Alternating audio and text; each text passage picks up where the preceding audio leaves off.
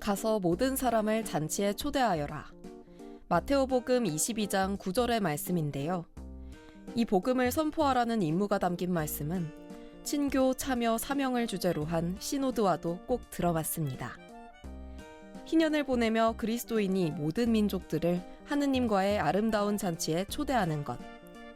이것만큼 모두를 해방시키고 새로운 삶으로 초대할 수 있는 은총은 없기 때문이죠. 날마다 드리는 기도와 성찬례에 참여하면서 하느님의 모든 자녀가 걸어가는 희망의 순례자가 될 수 있도록 우리의 힘과 노력이 필요한 때입니다. 이 희년 동안 그리스도인의 희망의 빛이 모든 이들에게 전해지길 바라봅니다. 1월 30일 연중 제3주간 목요일에 인사드립니다. 안녕하세요. 아나운서 이소영입니다. 첫 성가는 최준익 막시모의 하는 일마다 잘 되리라 듣고 올게요.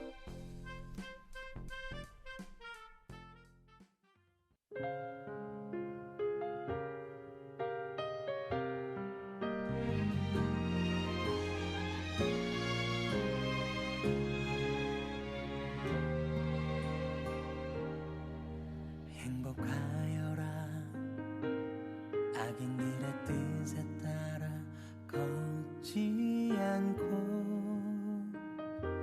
죄인들의 길에 들지 않으며 오만한 자들의 자리에 앉지 않는 사람 주님의 가르침을 좋아하는 사람 행복하여라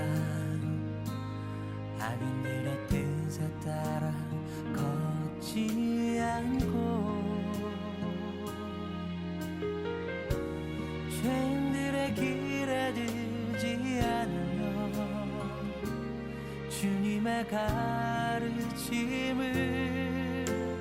밤낮으로 되새기며 살아가는 사람 그는 시냇가에 심겨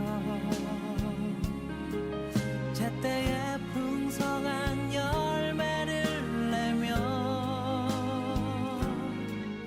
잎이 시들지 않는 나무와 같아서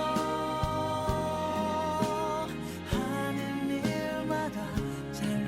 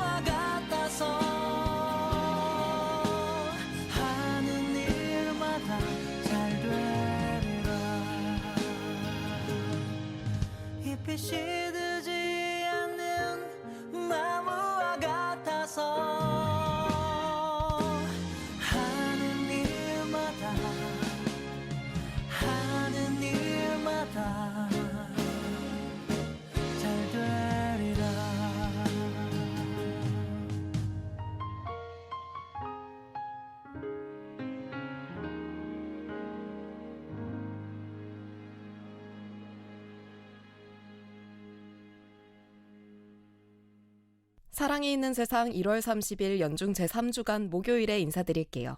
휴일에도 만나는 영디, 아나운서 이소영입니다. 사랑이들 연휴 잘 보내시고 계신가요? 처음으로 들으신 곡은 최준익 막시모의 하는 일마다 잘 되리라 였습니다. 사랑이들의 올 한 해도 하는 일마다 모두 잘 되셨으면 하고 제가 또 기도 드릴게요. 3일간 희년을 맞이해 희망을 주제로 설 특집 함께하고 있는데요. 오늘이 그 마지막 날입니다. 저는 3일간 희망에 대해 계속 얘기하니까요. 긍정적인 이야기를 입 밖으로 내뱉으면 긍정적인 사람이 된다고 하잖아요. 덕분에 항상 밝게 하루를 시작할 수 있었던 것 같습니다. 이런 그리스도인의 사랑, 희망을 우린 어떻게 모든 민족들에게 전해야 할까요? 개인적으로 저 영디는요, 공감을 잘해주는 성격이라 친구들이 힘들어할 때 희망적으로 고민 상담을 해주곤 합니다. 근데 또 이 고민 상담이라는 것도 나만의 관점에서만 이야기하면 참 상대에겐 부담일 수도 있잖아요. 상대의 입장에서 현실적인 희망을 이야기하고 희망을 강요하기보다는 그들에게 희망이 스며들 수 있도록 그렇게 기다려주는 것도 참 중요하더라고요. 예수님의 사랑에서 비롯된 우리의 희망은 우리를 부끄럽게 하지 않습니다. 라는 교황님의 말씀처럼 신앙을 바탕으로 널리 희망을 전한다면 모두가 그 마음을 알아줄 것입니다. 우리 가성비굿 신부님, 수녀님께도 어떤 희망을 품고 계신지 여쭤보고 싶네요. 저희는 그럼 노래 듣고 이야기 이어나가 볼게요. 꽃동네 수도자 참미단이 부르는 신앙의 빛 듣고 올게요. 사랑이 있는 세상은 지역경제의 든든한 동반자 B&K 부산은행이 함께합니다.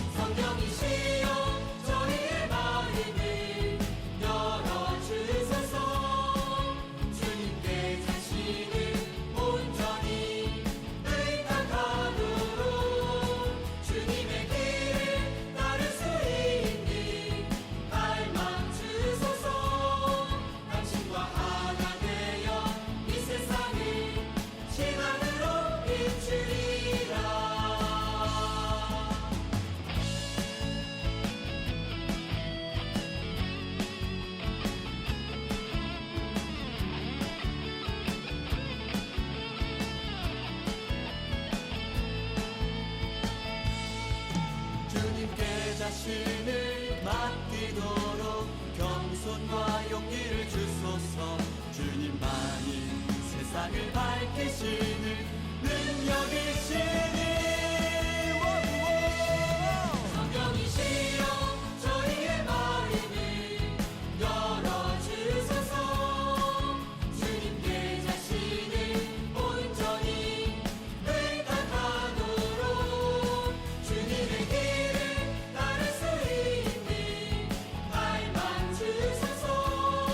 당신과 하나 되어 이 세상을 시간으로 비추리라.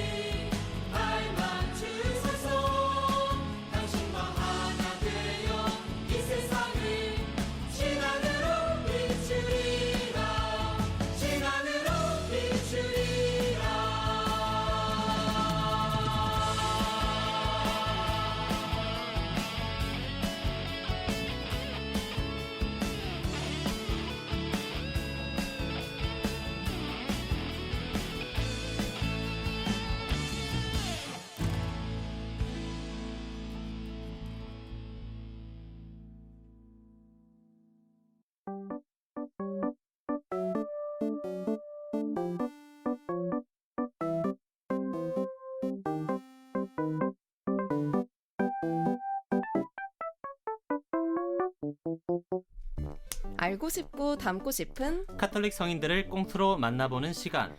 가톨릭 성인들의 비하인드 스토리 가성비 굿.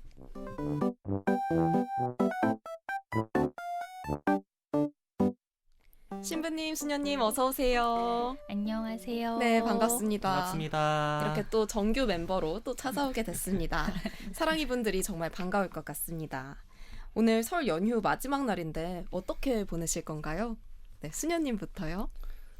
설 연휴 마지막이요? 네, 어떻게 보내실 건가요?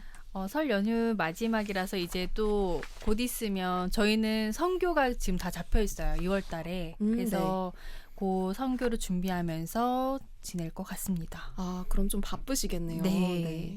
아, 또 준비를 하시면서 연휴를 보내신다고 합니다. 네, 신부님께서는 어떻게 보내실 계획인가요? 네, 저는 이제 괌 갔다 오고 다음 주 네. 좀 쉬면서 네. 보내고 있을 거라 생각은 드는데 뭐 집에 미사도 좀 하고 지금 논문을 써야 되는 게 하나가 있어서 아, 논문도 쓰시나요? 네, 논문 하나를 쓰고 있을 거라 희망을 해봅니다. 꼭 써야 되는데. 그러시군요. 두 분 다 바쁘게 지내시는 것 같습니다. 아, 또 맛있는 거 설날인데 드셨어야 하는데요. 설날하면 떠오르는 음식이 뭐가 있죠? 떡국이 가장 먼저 떠오릅니다. 저는. 그렇죠. 저도 떡국밖에 안 떠오르는데. 저도 떡국. 네, 저도 떡국.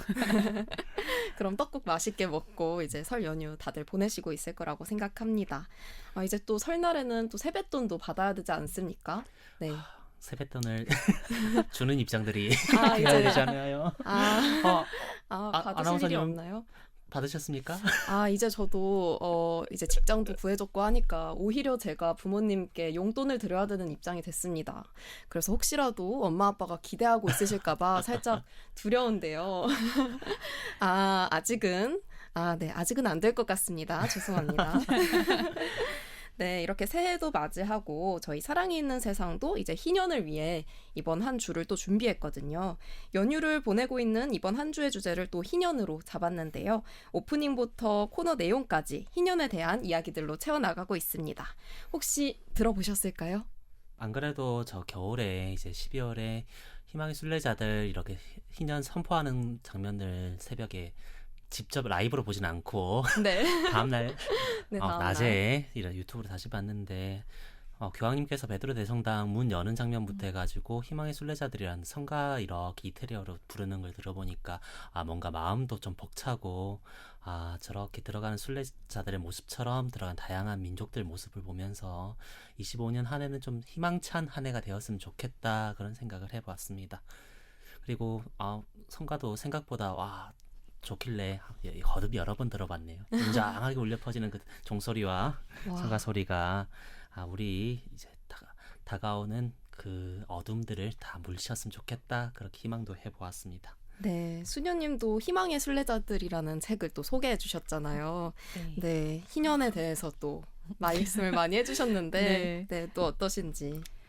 저는 일단은 이 희년을 어떻게 살면 좋을까 계속 고민을 했었어요. 이렇게 선포되고 회칙서가 이제 반포되면서 근데 제가 제 마음속엔 약간 젊은이들이 좀 있거든요. 청년들. 그래서 그 청년들과 그다음에 부산에 오니까 또 곳곳에 왜 그때 피난 왔던 그 지역에 대해서 잘 설명되어 있더라고요. 40계단이나 이런 것들을 봤을 때. 아, 정말요? 네, 그래서 고향을 떠나서 지내게 되는 분들을 마음에 품으면서 그들에게 희망의 표지가 되면 좋겠다. 그런 마음을 조금 품게 됩니다. 네, 저도 또 고향을 떠나서 부산에서 이렇게 또 희년 2025년을 또 맞게 되었는데요.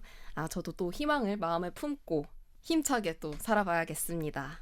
네, 저희 가톨릭 문화살롱에서도 이야기해 주셨던 희망의 순례자들이라는 책도 읽어보시면 너무 좋을 것 같고요. 네, 사랑이분들도 이번 희년 뜻깊게 보내셨으면 좋겠습니다.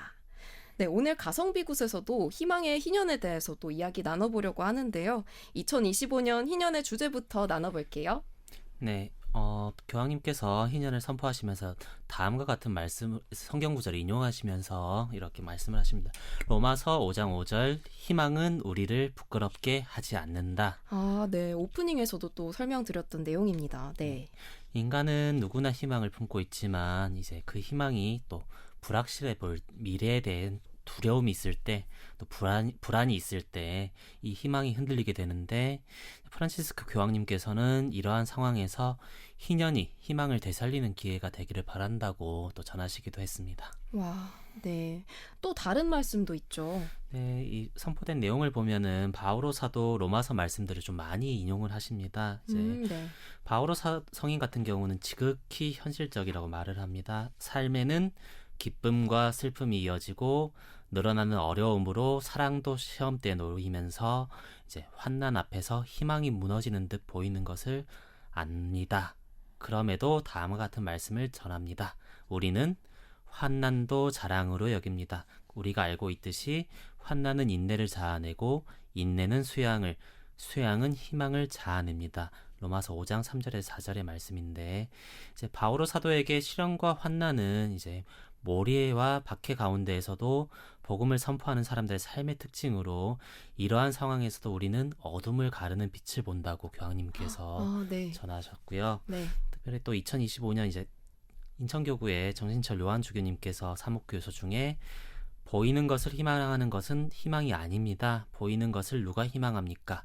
우리는 보이지 않는 것을 희망하기에 인내심을 가지고 기다립니다. 이제 로마서 8장 24절 25절 이 말씀을 가지고 사목교서를 내셨는데, 보이는 가치, 현세적 가치만을 추구하는 우리 시대에 이 말씀을 던지면서 희망의 덕은 보이는 것에 있는 것이 아니라 보이지 않는 실체에 달려있다고 말을 이렇게 주교님께서도 전합니다. 어떻게 보면 우리 그리스도인의 희망은 이런 방법일 수밖에 없는 게, 예수님의 죽음과 부활이 우리 신앙의 핵심이자 우리 희망의 기초이기 때문에 그렇습니다. 이제 모든 것이 끝나 보이는 죽음 앞에서 우리는 세례성사를 통해서 우리에게 베풀어 주신 그 은총 덕분에 영원토록 죽음이 아니요 새로운 삶으로 옮아감이라는 확신을 가집니다. 그래서 세례성사를 통해서 그리스도와 함께한 우리는 이제 보이지 않는 것에 희망을 두고 세상을 넘어서서 죽음의 벽을 허물어뜨리고 영원으로 나아가는 그런 새 생명의 선물을 받는 사람들입니다. 오, 또 이야기를 너무 잘해주시니까요. 네, 사랑이 분들이 또 심쿵하셨을 것 같습니다. 보이지 않는다는 것을 믿는 게 참 쉽지 않죠. 요즘에는 또 너무 화려하고 또 세속적인 가치만 또 쫓다 보니까 그렇게 보이지 않는 것을 믿는다는 게 참 쉽지 않은데, 사랑이 분들께는 그게 신앙이 될 수도 있을 것 같고요. 당장 이번 희년은 모든 거를 이루려고 너무 앞만 쫓아가다 보면은 또 놓치는 게 있잖아요. 그렇기보다는 또 보이지 않는 것을 희망하면서 그런 욕구를 떨쳐내버리는, 성장할 수 있는 한 해가 되어야 될 것 같습니다. 이렇게 그리스도인에게는 정말 특별한 희년, 이야기를 나누다 보니까요, 과거 희년의 모습이 어땠을지 참 궁금해집니다. 희년의 근거는 이제 구약 성경에 바탕을 하고 있는데, 어떻게 보면 구약 성경의 희년은 이제 안식년이 7번 지나가고 난 다음에 나오는 50년마다 돌아오는 해입니다. 빚을 진 사람들은 탕감을 받고 노예는 해방되는 기쁨의 축제를 지내는 해로서 사면 혹은 해방의 해에서 찾을 수 있습니다. 이제 레위기에 따르면 50년째가 되는 해는 이제 거룩한 해로 선언되어서 그 해에는 나라에 살고 있는 모든 사람들이 해방을 경험할 수 있도록 해방을 선포하는 해가 되었습니다. 와, 네, 해방이요. 빚 탕감부터 노예 해방까지 그날만을 손꼽아 기다려왔을 것 같은데요. 네, 그 모습을 상상해 보면서 오늘 콩트에서 보여드릴까 합니다. 네, 그러면은 오늘은 구약 시대로 가보겠네요. 어떤 역할을 맡았는지 신부님부터 소개 부탁드립니다. 네, 저는 노예 역할과 희년준비위원회의 팀장 역할을 맡았습니다. 아, 네, 오늘은 노예 역할을 또 맡으셨군요. 네, 네. 네, 저는 포도나무밭 주인과 희년준비위원 회원으로 맡았습니다. 네, 저도 이제 내레이션과 희년준비위원회 회원으로 또 맡았습니다. 그럼 꽁트 속으로 들어가 볼까요? Here we go!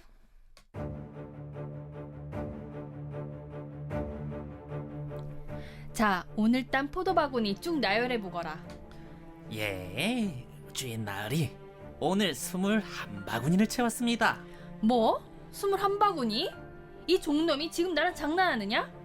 종이 21바구니밖에 못 채워? 적어도 30바구니는 만들어내야 할 것 아니야. 아이고 주인 나으리 30바구니만큼 포도가 자라지도 않았고 이번 가뭄에 이 정도다 아주 많이. 어디서 말대꾸야 말대꾸길. 오늘 30바구니를 못 채웠으니 오늘 내 삭슨 반으로 줄여둘 것이다. 예? 어찌 그럴 실수가 있습니까, 나으리? 주인 나으리! 악덕 포도밭 주인에게 팔려간 이 노예는 하루가 멀다 하고 삭스를 제대로 받지 못했다. 하지만 조금이라도 받아 가족의 생계를 꾸리려면 어떻게 할 방법조차 없었다. 그저 힘든 시간이 지나가길 바랄 뿐. 못된 놈 같으니라고 하느님께 분명 벌을 받을 거다. 이걸 가지고 우리 식구들 저녁을 어찌 먹인다. 한편 희년준비위원회에서는 축제 준비가 한창이었는데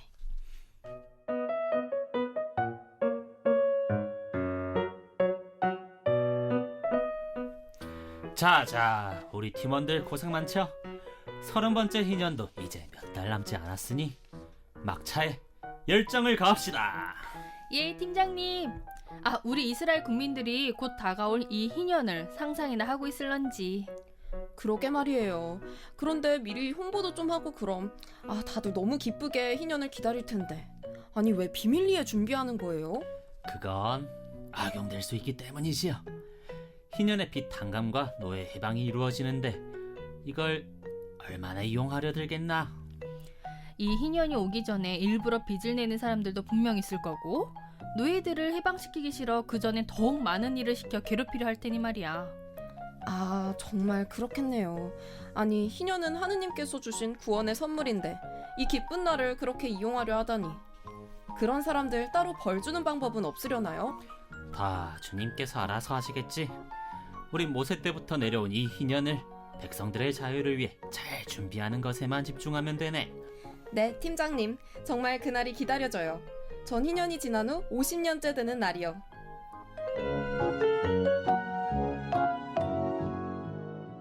네, 첫 꽁트 어떠셨나요? 네, 신부님 소감 말씀해 주세요.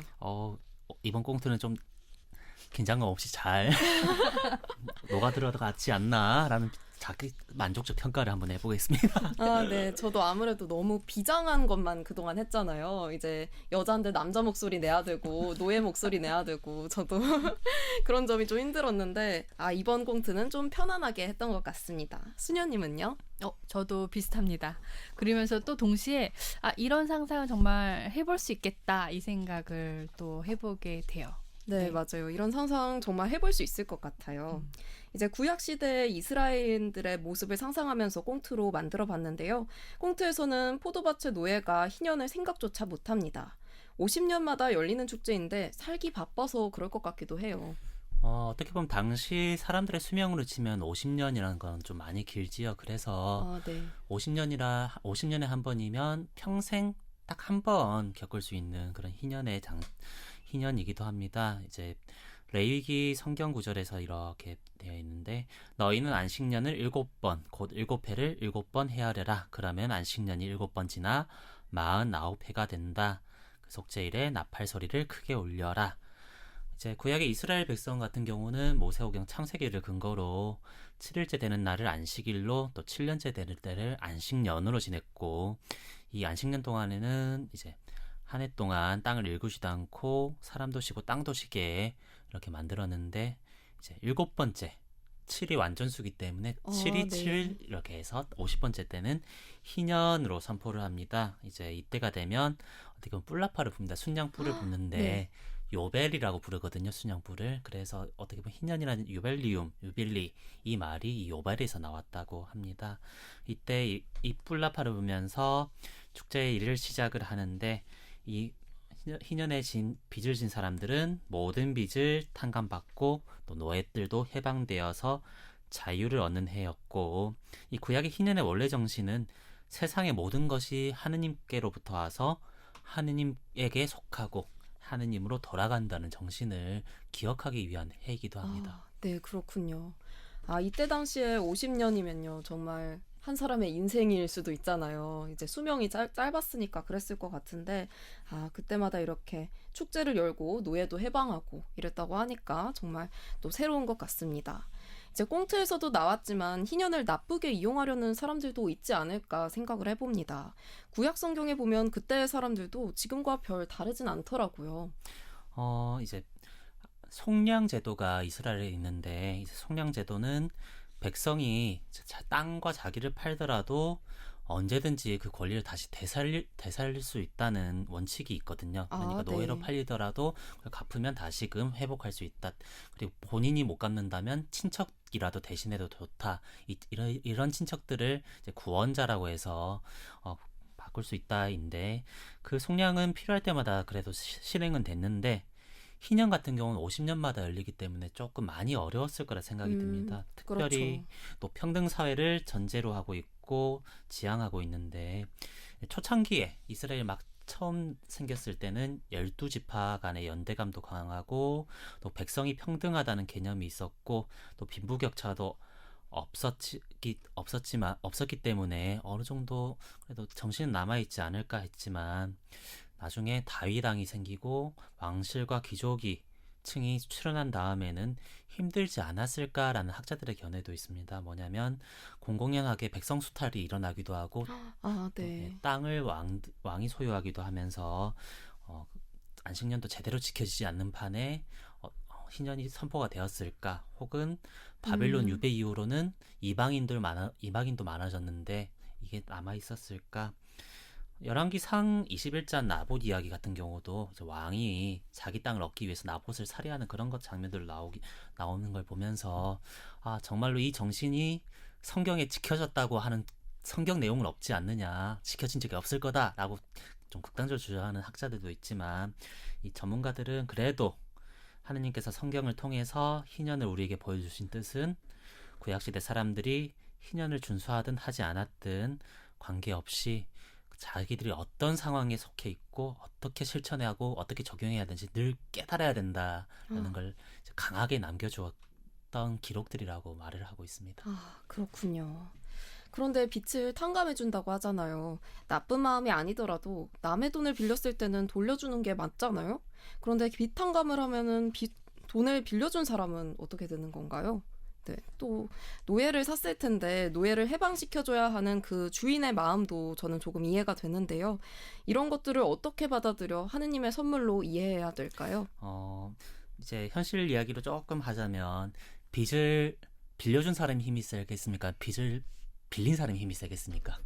빚을 아무래도 돈을 가진 사람이 세겠죠. 돈을 가진 사람이 세겠죠. 주인이 셀까요? 노예가 셀까요? 주인이요. 주인이 세겠지요. 노예가 저 이제부터 해방입니다 라고 했을 때 주인이요, 이 미친놈이 어디에 해방이야 당장 다시 들어와 하면은 꼼짝없이 잡혀 있었겠지요. 네. 희년이라 해서 풀려나는 것보다는 아마 그냥 억압된 상태가 되지 않았을까라고 추측하기도 합니다. 그래서 희년의 정신을 끊임없이 되살려야 된다, 안식년의 정신을 끊임없이 되살려야 된다는 예언자들의 이제 이야기도 있고요. 하느님의 선물로 이해하기 위해서는 이 희년의 원래 정신을 좀 생각해 볼 필요가 있습니다. 어떻게 보면은 희년의 정신은 해방과 회복에 있거든요. 이게 뭐냐면은 인간 중심의 세계관을 좀 깨줍니다. 인간이 소유하고 인간이 가진다라는 것들을 깨주는데 희년이나 안식년이 될 때는 토지나 밭에서 난 수확물들은 손대면 안 됩니다. 거두면 안 됩니다. 그래서 그 전에 모든 수확물을 다 잘 저장해 놓아야 되는데 딱 손댈 수 있는 사람들이 있습니다. 딜짐승들 먹게끔 만들어주고, 그리고 가난한 이들, 남종, 여종, 이제 품팔이꾼, 거류민들, 이렇게 땅을 소유하지 못한 사람들은 오히려 그것들을 먹을 수 있게끔 놔두거든요. 네. 그래서 빚을 져서 종이 된 자들은 풀어주고 또 노예 해방을 하고 들짐승과 창조 질서를 회복시키는 그런 작용이 희년의 역할이기 때문에 어떻게 보면은 곤란과 속박에서 해방되는 희년, 또 이스라엘 모든 이제 자유를 다시 찾는 희년이 되어야 합니다. 이제 희년제도의 핵심은 어떻게 보면은 이제 이스라엘은 가족 지파였지 않습니까? 네. 이제 지파는 씨족으로 이루어져 있고 가족으로 이루어졌기 때문에 희년제도 핵심은 가족과 상속지 보호에도 있다고 하거든요. 최소 단위인 가족이 땅을 잃고 종으로 전락하면은 이제 이스라엘의 몇몇 권력자들은 승승장구하겠지만 이스라엘 민족 자체는 무너진다. 하느님으로부터 선택받은 그런 민족이라는 것이 무너진다. 그래서 그걸 보호하기 위한 제도이기도 했습니다. 이제 그리고 더 중요한 건 이제 이스라엘 백성의 정체성의 시작이 어디에 있냐면 탈출기부터 시작이 되거든요. 탈출기. 이제 이집트에서부터 탈출했던 시작 시기부터인데 이제 너희가 종살이에서 풀려났던 그때를 생각해야지 언제까지 너희가 주인인 양 종들을 부리면서 살아가겠느냐. 너희는 하느님이 이스라엘 땅의 주인이고 이스라엘 백성은 하느님의 종이라는 믿음을 지켜라. 그것을 바탕으로 그때 예전에 종살이했던 것들을 잊어버리고 형제들을 가혹하게 대해서는 안 된다. 50년마다 제자리로 원위치해라. 맺은 계약을 파기할 경우는 그곳에서 너희가 쫓겨날 것이다. 땅의 주인은 하느님이다. 오. 이런 정신을 네. 남겨놨는데 성경에서 이제 희년이 어떻게 지켜졌는지 기록은 잘 없지만 그래도 희년의 정신을 아마 되살렸을 거다라는 생각은 어디서 볼 수 있냐면 바벨론 유배 때나 땅을 잃어버렸을 때 우리가 원래 하느님께서 우리 민족을 이제 이끌어 주셨던 그 정신을 잃어버렸구나. 아마 후회하는 그런 한탄하는 백성들의 마음속에서 원래 그 모습들을 찾아볼 수 있을 거라 생각이 듭니다. 와, 또 이렇게 설명해 주시니까 희년에 대해서 또 이해가 쏙쏙 되는데요. 50년 이제 주기로 이제 해방, 회복의 그 가치를 다시 찾고 인간 중심적인 세계관에서 또 이제 자연의 그 원리를 다시 되찾는 그런 가치를 또 추구하게 되는 것 같습니다. 희년에 대해서 사랑이 분들도 좀 또 쏙쏙 이해가 되는 희년의 배경에 대해서 이해를 해보게 되는 시간입니다. 네, 가톨릭 성인들의 비하인드 스토리 가성비 굿. 대양고등학교 김문경 비호 신부님, 성바오로딸 수도의 김민희 대레사 수녀님과 함께하고 있습니다. 오늘은 희망의 희년에 대해서 이야기 나눠보고 있는데요. 성가 듣고 두 번째 꽁트로 들어가 볼게요. 나의 손 요세피나의 소원.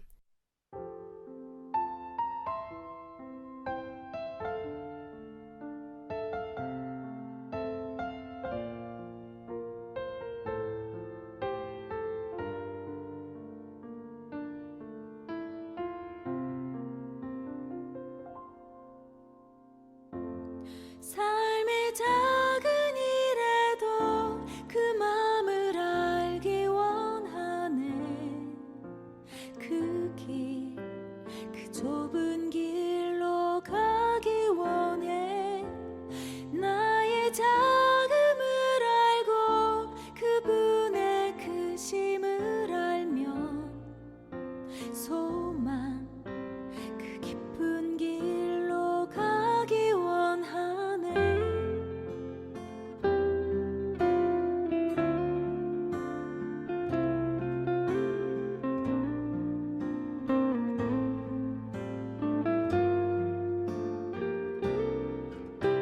저 높이 솟은 산이 되기보다 여기 오름직한 동산이 되길. 내 가는 길만 비추기보다는 누군가의 길을 비춰준다면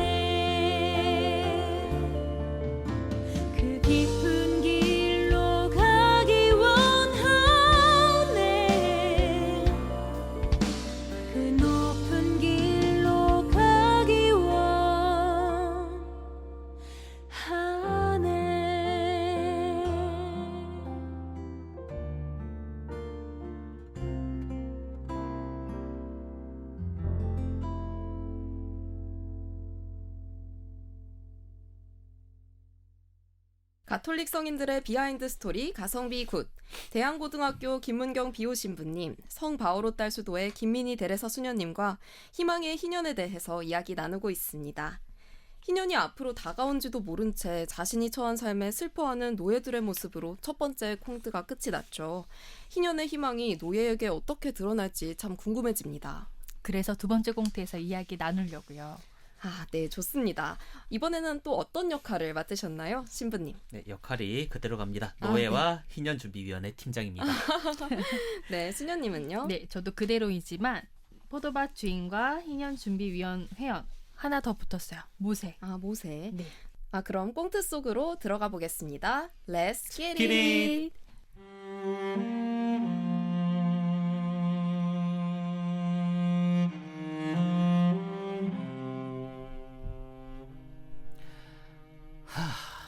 오늘도 이렇게 하루가 가는구나. 난 평생 이리 살아야 하는 걸까? 우리 식구들도 나 때문에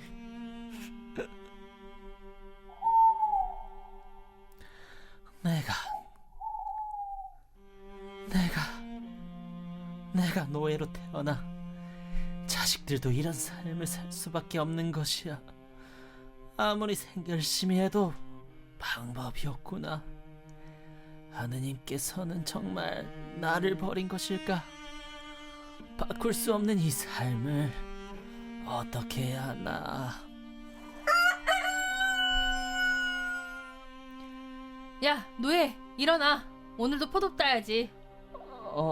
주님.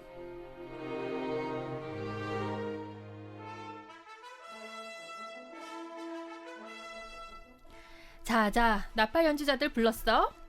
네네, 오벨 연주자들 불렀어요. 지금 스탠바이 됐습니다. 오케이, 일단 모세님 담화 준비됐고 오케이, 오벨 연주자들 스탠바이 됐고 오케이. 팀장님 모셔.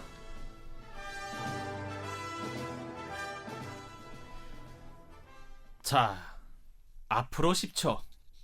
희년이 시작됩니다. 우리 희년준비위원회 지난 50년 동안 준비한다고 너무들 고생했고요.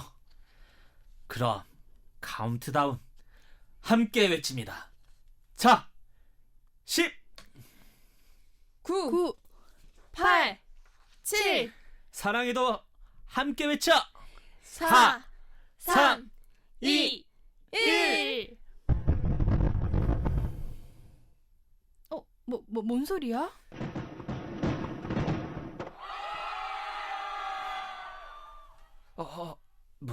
무슨 소리지?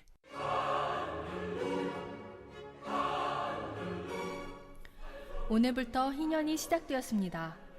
빚을 진 사람은 탕감받고 노예는 해방됩니다. 모든 노예는 주인 집에서 나와 새의 삶을 사십시오. 희년? 말로만 듣던 그 상상만 했던 희년이 이번이었단 말인가? 내가 살아있을 때 이렇게 누리게 되다니. 만세! 희년 만세! 해방이야! 저 악독 포도밭 주인에게서 해방이라고!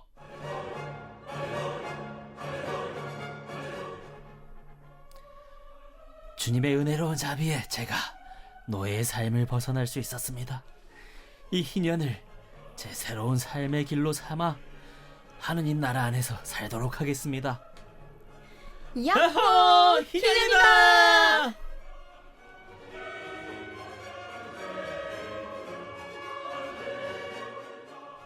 와, 제가 다 신이 나네요. 네, 희년은 어떻게 발표됐고 어떤 분위기였을까를 상상해 보면서 또 꽁트로 그려봤습니다. 네, 어떠셨나요, 수녀님? 진짜 제가 노예에게 감정이입이 돼가지고 엄청 해방감을 느끼면서 할 수 네. 있었습니다. 네, 저도 카운트다운을 할 때 네. 뭔가 새해를 맞은 기분이 들면서 네, 연기를 하는데 너무 재밌더라고요. 네, 신부님은 어떠셨나요? 뭔가 진짜 새해 맞는 기분으로 이렇게 보고 됐는데 정말 이런 일들이 우리 안에서도 많이 있었으면 좋겠다는 생각이 듭니다. 한 해만큼 정말로 기쁜 소식으로 시작하는 네. 그런 한 해들, 희망이 있는 한 해들. 그래서 하면서도 기분이 좋았네요. 네.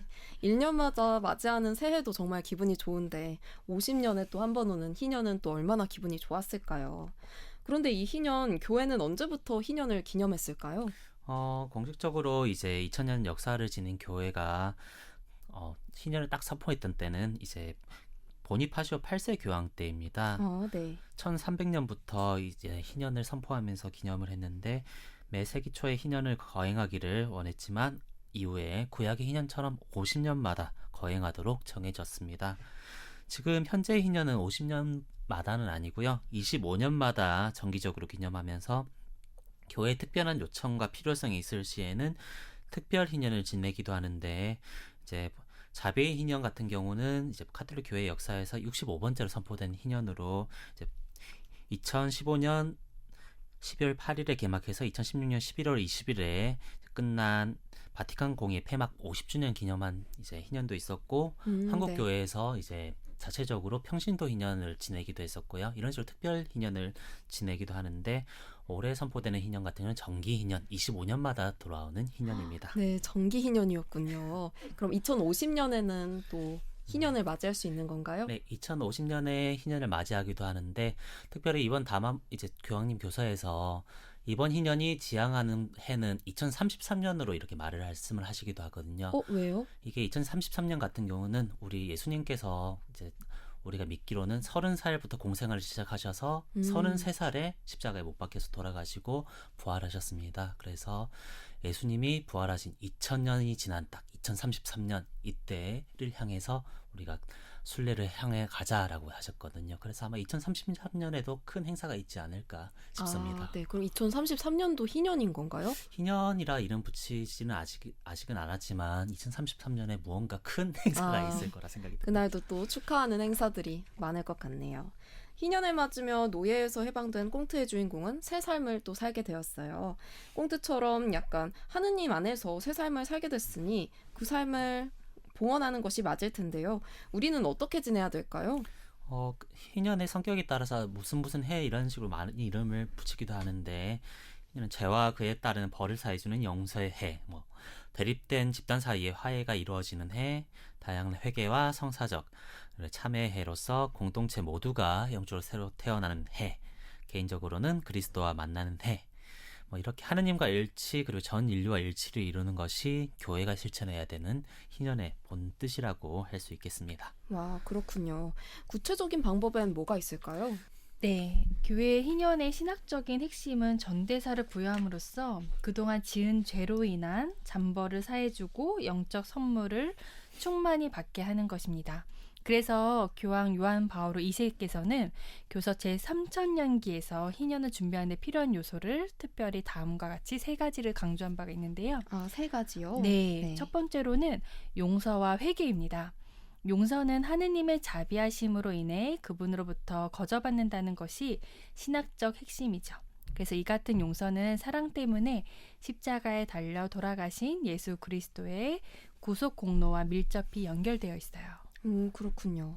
3가지라고 해주셨는데 용서와 회개 2가지 말씀해 주셨습니다. 나머지 하나는 뭔가요? 요게 그 하나가 용서와 회개가 하나로 묶여 있고요. 나머지 2가지가 또 있는데요. 2가지가 또 있군요. 네. 둘 번째는 순례입니다. 그래서 순례는 거룩한 것과의 만남인 동시에 공간과 사회 그리고 심리적인 현 상태를 벗어나는 것을 말하고요. 인간은 순례를 통해서 일상에서 벗어나 자기 자신을 되찾고 영적으로 새로 태어나는 체험을 합니다. 마지막 3번째는 대사를 얻기 위함인데요. 실제로 대사가 목표로 하는 것은 어느 신자의 잠벌을 면제받도록 하는 것뿐만 아니라 신앙을 돈독히 하고 사회 정의를 실현하는 신앙을 실천케 하기 위함입니다. 와, 네. 이렇게 희년에서 구체적인 실천을 할 수 있는 방법들을 또 함께 알아봤습니다. 이웃을 용서하고 나도 회개하는 해, 또 순례로서 영적 체험을 하고 전대사를 받음으로써 새 삶을 사는 것, 우리가 희년에 해야 될 것들이네요. 간단하게 정리를 해주셔서 또 잘 와닿았습니다. 가톨릭 성인들의 비하인드 스토리 가성비 굿, 대한고등학교 김문경 비호 신부님, 성 바오로 딸 수도의 김민희 대레사 수녀님과 함께하고 있습니다. 네, 또 희년을 맞아 로마 성 베드로 성당을 포함한 대성당의 문을 지나려 전 세계에서 순례자들이 몰리고 있다고 하죠. 모두 은총을 받고 싶은 마음, 새 삶을 얻고자 하는 마음으로 그곳을 찾았을 텐데요. 두 분은 그곳에 갈 수 있다면 더 좋고요. 아니라면 이번 희년 동안 어떤 것을 주님께 청하고 싶은지 궁금합니다. 사실 순례라는 이제 주제에 맞게끔 이제 내 대성당을 한번 방문하고 싶긴 한데 네, 사실 방문하려면 지금 제가 가야 되는데 겨울방학이 그쵸. 얼마 남지 않아서 네, 가더라도 희년이 끝나고 가겠구나 싶지만 꼭 그 내 대성당이 아니더라도 이번 희년 동안 막 정말 희망이라는 주제로 좀 많이 생각을 해볼까 합니다. 이제 테레사 여고 교목도 이렇게 견임하게 되면서 조금 그 두 학교 사이에서 좀 더 기쁘게 지낼 수 있는 방법은 뭐가 없을까라는 생각을 해봤습니다. 특별히 이제 희망을 교황님께서 이야기를 많이 하셨는데 희망이야말로 뭔가 내가 이 냉소적이지 않게끔 세상을 살아가게 만들어주는 가치라는 생각이 네. 들거든요. 그리고 어려움이 있을 때 좀 극복할 수 있는 것들. 우리가 사실 저도 이제 지내다 보면 내가 해방을 느끼게끔 할 수 있는 게 뭐가 있을까 하다 보면 흔히들 내가 맡고 있는 일을 던져버리면 해방이다라고 이렇게 생각을 하긴 하는데 그건 아닌가요, 또? 순간 또 이런 생각을 해봤거든요. 어떤 이제 아이 어머니가 아이를 낳고 나서 가난하기를 보면서 이 아이를 돌보면서 내가 그동안 마음대로 저녁에도 놀러 나가고 친구들을 만나고 했는데 이 아이 때문에 내가 억압되어 있구나라고 느끼면 이거는 뭔가 우리가 잘못됐다고 느끼잖아요. 그쵸. 그럼 이게 해방의 의미로 이제 이 아이를 없애버리면 된다가 해방은 아니라는 걸 알지 않습니까? 그쵸, 당연하죠. 네. 이제 그 해방의 가치가 희망이라는 건 내가 이 아이를 만남으로써 이 아이에게 무언가를 해줌으로써 나는 조금 더 내가 나 자신에서 벗어나 사랑하는 나를 완성시켜 나가는 그런 해방의 존재가 된다. 이 아이를 사랑함으로써 더 나은 내가 된다. 약간 그런 식의 해방이 하느님께 나아가는 희망의 해방이 아니었나라는 그런 생각을 좀 해봤습니다. 네, 저도 이렇게 이야기 들으니까 저 같은 경우는 이제 일상에서 하던 것들을 다 뒤로 밀어두고 해외여행을 떠났을 때 좀 해방감을 느끼는 것 같은데 거기서 느끼는 해방이라는 게 사실 그렇게 옳은 해방인지는 다시 한번 좀 생각해 봐야 될 것 같았어요. 왜냐면은 뭔가 내가 가지고 있던 거를 이제 잘 해가면서 이제 해방도 느끼는 게 중요한데 그냥 나 그곳에서 더 살고 싶어 이렇게 회피해버린 건 아닌지 네, 그런 생각도 듭니다. 그런데 물론 쉬는 것도 참 중요하고 네. 또 휴가 가는 것도 참 중요합니다. 다만 우리가 느낄 때 해방의 의미가 쾌락의 탐닉의 해방은 절대 아니라는 걸 좀 교황님께서 많이 강조하시는 것 같더라고요. 그렇군요. 네. 이제 쾌락과 탐닉의 해방은 지향하도록 하겠습니다. 이제 수녀님께서는 희년 동안 어떤 것들을 주님께 청하고 싶으신가요? 저도 이렇게 바티칸을 진짜 가보고 싶지만 네. 여건이 안 되기도 하고 여러 가지 해서 네. 보니까 부산교구에서는 중앙성당이 지정성당으로 돼 있더라고요. 순례 지정으로 돼 있어서 저는 거기서 매일 미사를 드리거든요. 그렇군요. 네, 그래서 매일 미사를 드리면서 약간 제 안에 묶여있는 것들 있잖아요. 저를 자유롭지 못하게 하는 어떤 상처나 아픔이나 어두움들, 그래서 희망을 바라보지 못하게 하는 것들을 늘 갖고 가면서 미사를 드린다면 주님의 자비하심으로 조금씩 빛으로 나아갈 수 있지 않을까? 그런 희망을 가지고 미사를 드려야겠다. 네. 그래도 지정성당이니까 매일 갈 수 있으니까 전대사의 은총도 받으면서 그런 생각을 하면서 보내야 되겠다라는 생각을 좀 해봤습니다. 네, 너무 좋습니다. 저도 사랑이 있는 세상을 진행하면서요.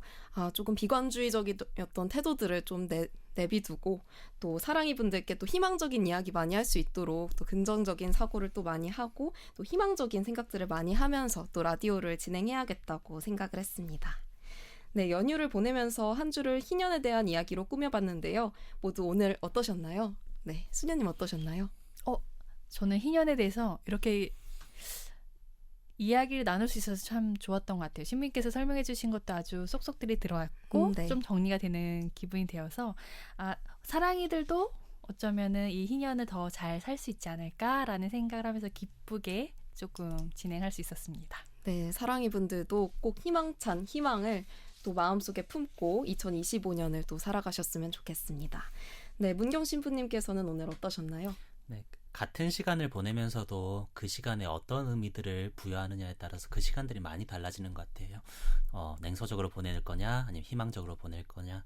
올 한 해에 새해 복 많이 받으시고 다들 이 한 해가 정말로 같은 일이 벌어지더라도 힘든 일이 벌어지더라도 거기에 내가 얽매이지 않고 자유롭게 해방되어 희망을 바라보고 살아가는 한 해들이 되셨으면 좋겠습니다. 네, 좋은 말씀 감사합니다. 이번 주도 정말 재밌는 가성비 굿이었습니다. 다음 주도 많이 기대해 주시고요. 오늘 가성비굿 대양고등학교 김문경 비호 신부님, 성바오로딸 수도의 김민희 대레사수녀님 두 분과 함께했습니다. 네, 모두 감사합니다. 감사합니다. 새해 복 많이 받으세요. 새해 복 많이 받으세요. 2025년 희년을 맞이해 희망이라는 주제로 설 연휴를 채우고 있는 사랑이 있는 세상. 어떠셨나요? 3일 동안 설 특집으로 만나 뵀는데 참 재미있으셨을지 궁금합니다. 저는 다 좋았지만요. 녹방이다 보니까 사랑이분들 반응이 또 안 보여서 너무 심심하더라고요. 저도 빨리 사랑이들 만나러 기차를 타고 또 부산으로 내려가 보도록 하겠습니다. 금요일인 내일 만나볼 코너는요. 가톨릭 이야기 교구 소식을 퀴즈로 만나보는 즐거운 부산교구 퀴즈쇼 시간입니다. 또 설을 맞이해서 푸짐한 선물 드리려고 하니까요. 많은 참여 부탁드릴게요. 매일 말씀 구절 나눕니다. 오늘의 말씀은요. 코린토일서 2장 9절 말씀입니다. 눈으로 본 적 없고 귀로 들은 적이 없으며 아무도 상상조차 하지 못한 일을 당신을 사랑하는 사람들을 위하여 마련해 주셨다. 끝곡으로 강은바오로의 주께서 나를 들으며 사세 마무리해 보도록 하겠습니다. 지금까지 연출 최수련 안토니아, 구성 이수연 스텔라, 기술 윤현성, 저는 아나운서 영디 이소영이었습니다. 여러분, 오늘 하루도 우리 서로 사랑해요.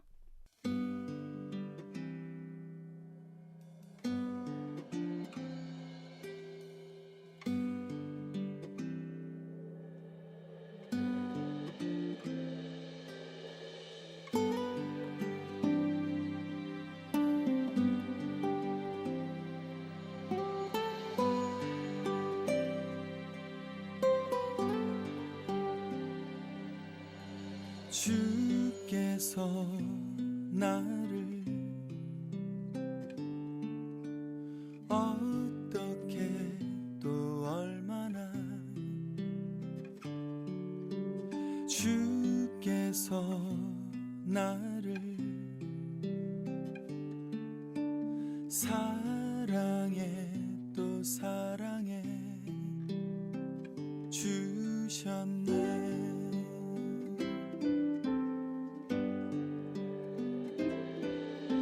주께서 나를 어떻게 또 얼마나 주께서 나를 사랑해 또 사랑해 주셨네. 이제 나느냐 널 향한 내 마음 이제 나느냐 너를 얼마나 사랑하는지 이제 나느냐 주께서 나를 어떻게 또 얼마나 주께서 나를 사랑해 또 사랑해 주셨네.